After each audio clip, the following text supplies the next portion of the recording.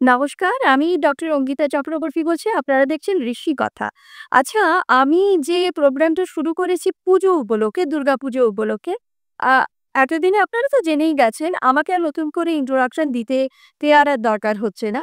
তো এই যে মা আসছে, ঘরের মেয়ে দুর্গা ঘরে আসছে, এই উপলক্ষে আমরা তার কাছে কি পাচ্ছি? রাইট? তাহলে মেষ রাশিতে চলে যাই। মেষ রাশি এই দুর্গাপুজোয় কি পাচ্ছেন, কি পেতে চলেছে? প্রথমেই বলবো মেষ রাশি কিন্তু ভীষণ চাপে রয়েছে। এটা যতই ভালো কথা বলি, যতই এপাশ-ওপাশ করি না আমি, অ্যাজ এ অ্যাস্ট্রোলজার আমাকে সত্যি কথাটা বলতেই হবে যে মেষ রাশি কিন্তু সত্যিই বড় চাপে আছে। এক হচ্ছে আর্থিক, দ্বিতীয় হচ্ছে স্বামী-স্ত্রী বনিবনা, তৃতীয় হচ্ছে সন্তান, ফোর্থ হচ্ছে ব্যবসা এবং ফিফথ হচ্ছে চাকরি। এতগুলো সেকশন নিয়ে মেষ রাশি বড্ড খেটে আছেন না? তবু আমি বলবো মা আসছেন না, কিছু তো নিয়ে আসছেন। সেই উপলক্ষে আমি বলবো আপনি সামনে অবশ্যই অর্থ পেতে চলেছেন। তবে হ্যাঁ, একটা কথা আপনাকে বলবো, আপনার যত আয় তত ব্যয়। এই মুহূর্তে আপনার সন্তানকে নিয়ে না আপনার একটা অহেতুক টেনশন হবে। এতটা টেনশন করবেন না। টেনশনটা আস্তে, আস্তে গায়েব হয়ে যাবে। আমি বলি কি রিলেশন ওয়াইজ আমি বলবো, রিলেশন ওয়াইজ মানে আত্মীয়-স্বজন রিলেশন, সেখানেও না কোথাও একটা ইগোর প্রবলেম হবে। ভাই ভাইয়ে যদি আ বা পার্টনারশিপ বিজনেস থাকে অথবা ভাই ছাড়াও যদি কেউ পার্টনারশিপ বিজনেস করেন, আমি বলব এই সময়টা কোনো বাকবিতণ্ডাতে যাওয়ার প্রয়োজনটাই নেই। অর্থটা আসছে যেটা, সেটা ভরে তুলেন। হ্যাঁ? আর এই মুহূর্তে গাড়ি কেনার কথা ভাববেন না, আরেকটু পরে, কেমন? তবে আমার মনে হয় এত ঝামেলার মধ্যেও মা আপনাদের জন্য ভীষণ ভালো খবর আনছে। এবার বলি বৃষ রাশি কেমন? আচ্ছা, বৃষ রাশির সময়টা তো ভালো যাওয়ার কথা আমি এর আগেও বলেছিলাম। এই 15 সেপ্টেম্বর পর্যন্ত কিন্তু ততটা জমেনি। যারা বিজনেসে আছেন বা যারা ধরো প্রফেশন ওয়াইজ কিছু করেন, তাদের কথা বলবো যে এই মুহূর্তটা অতটা জমেনি, তাই না? তবে এইবার কিন্তু এই 15 সেপ্টেম্বরের পর থেকে আপনারা নিজেরাই বুঝতে পারছেন যে আস্তে, আস্তে ইনক্রিজ করছে।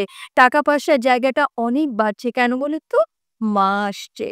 শুধু এই উপলক্ষে আপনাদের অর্থ ইনকাম বলুন, অর্থ আমদানি বলুন, সবটাই বেড়ে গেছে। তবে একটা কথা বলব, বৃষরাশির সন্তানকে নিয়ে একটু টেনশনে থাকবেন।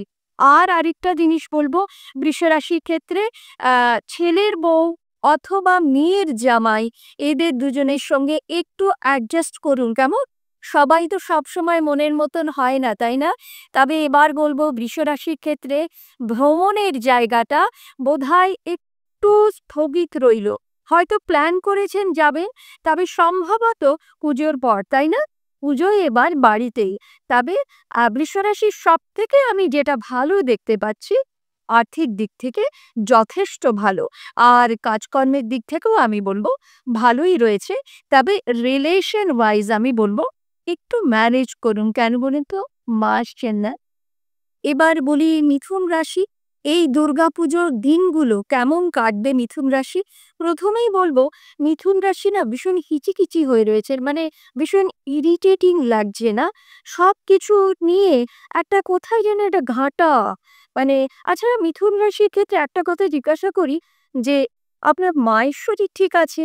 আ মাকে নিয়ে কোনো টেনশন হচ্ছে না তো?